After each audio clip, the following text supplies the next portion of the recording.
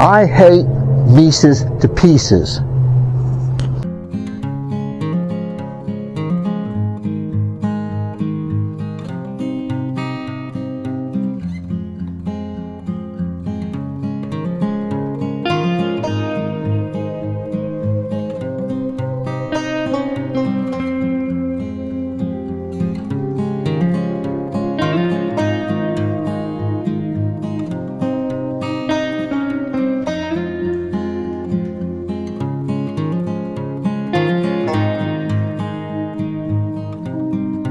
Morning, brothers and sisters. This is Chuck's Off the Grid World. I haven't videoed in a long time because I hadn't had anything important to video about.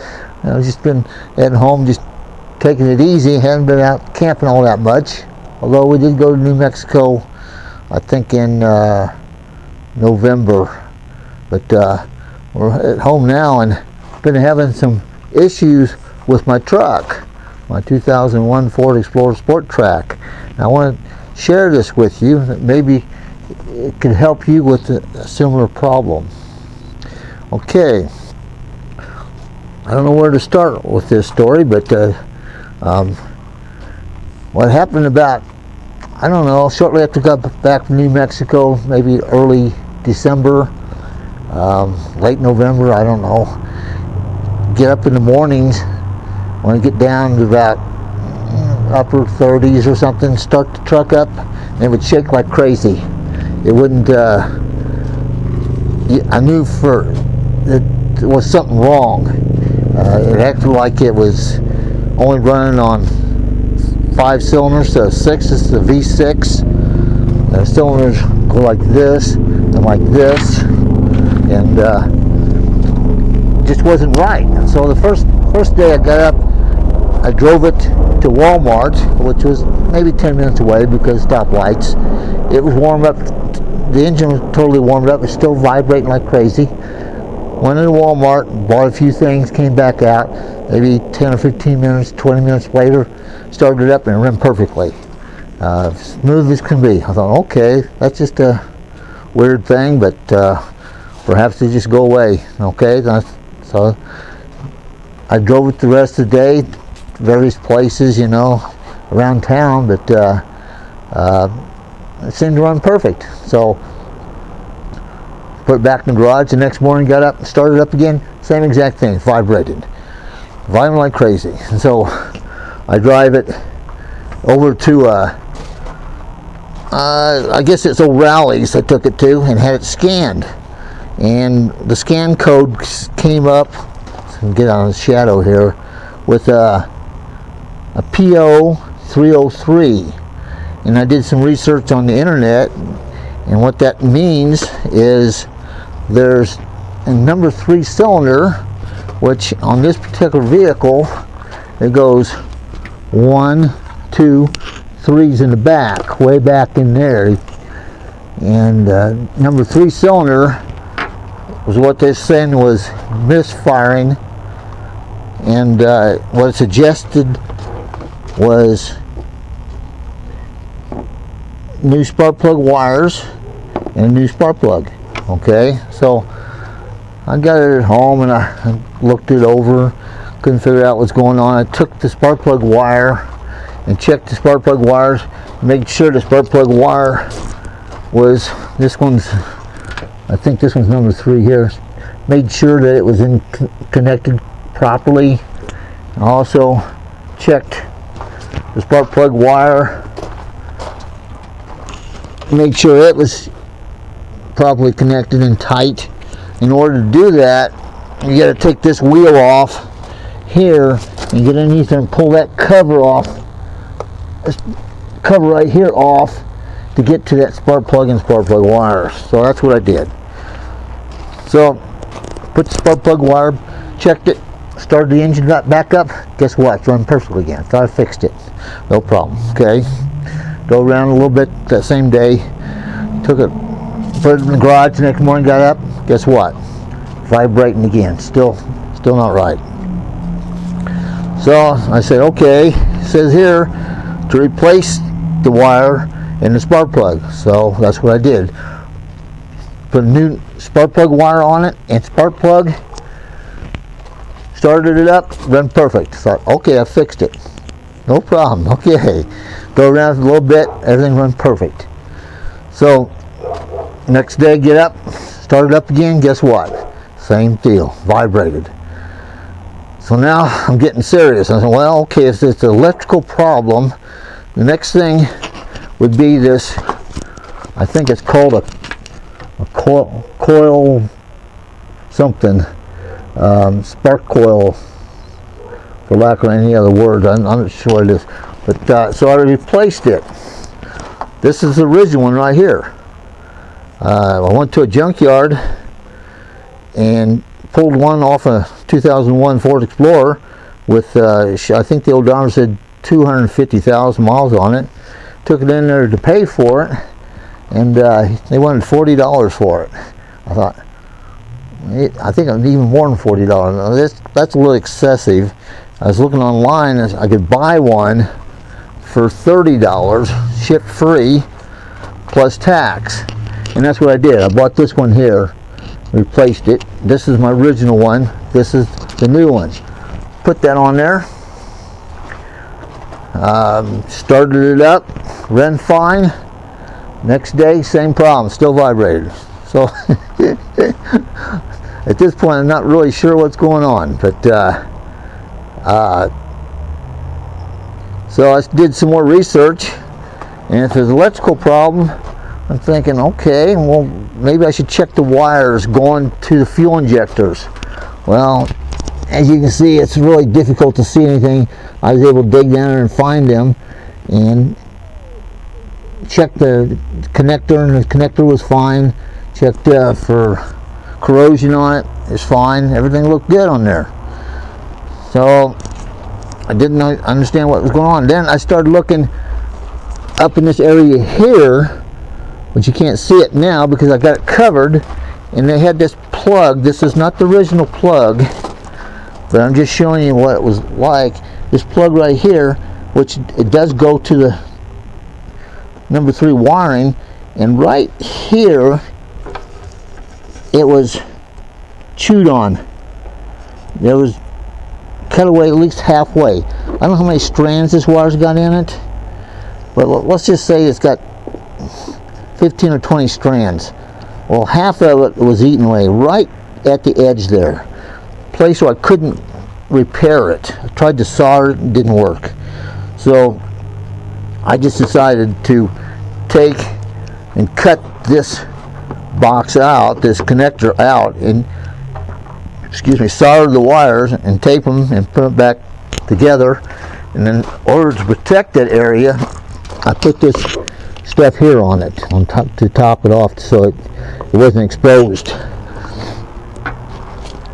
Thought, well, okay, so now that I've figured out what the problem is, I should be able to drive it and it'd be fine. Well, it seemed like it was better, but it wasn't quite right. So I decided to buy some fuel injection cleaner, and I bought. I ran about 4 tanks through with 4 different injection cleaner. First 2 tanks, it seemed to make it better, and after that, it wasn't getting any better. So I decided that it must be the fuel injector. So there was 8 star 30 bolts. There's one there, one there, one there, one there, one there, one there, one there, and one clearly in the back. Where that one, I couldn't see it. I had to get a flashlight and a mirror to locate it, and then I had to take the hood off to actually get to it. It just didn't want to take the hood off, but I did. I took the hood off to get to it. Then when I got to the rail, the fuel line rail, there was 2 bolts, one here, one there, and then I could get to the injector, pull it out. Unfortunately, when I pulled the injector out, there's this little sleeve right here, which goes on to, slides into there. It's actually a kind of a nylon plastic sleeve. Well, a piece of that broke off when I pulled the injector out. I watched a video where a guy had the same problem, and in order to get this sleeve out of there, which is broken, you have to use a kit like this right here. I think I used this one right here, and it's okay. Sorry for the interruption there, but once I got the fuel injectors back in place, putting it all back together wasn't all that difficult. With the exception, once I got the intake manifold back on, I started inspecting my work, and I found way in back underneath the firewall there's a vacuum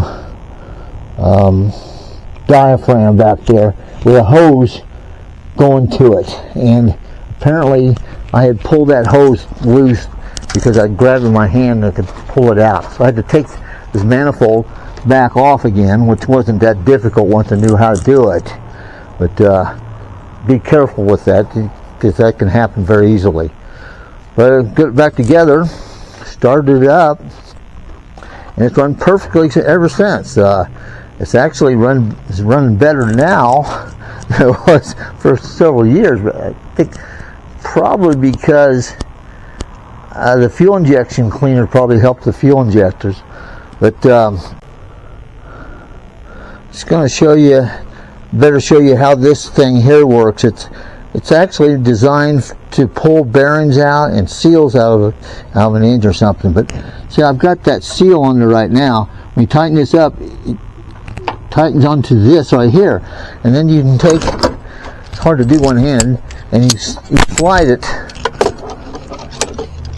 It helps pull that seal out of there. That's how it works. I'm sorry that's not really showing you very well because I don't have two hands. I don't have a free hand. And another thing is fuel injectors. You can see that right there or not, but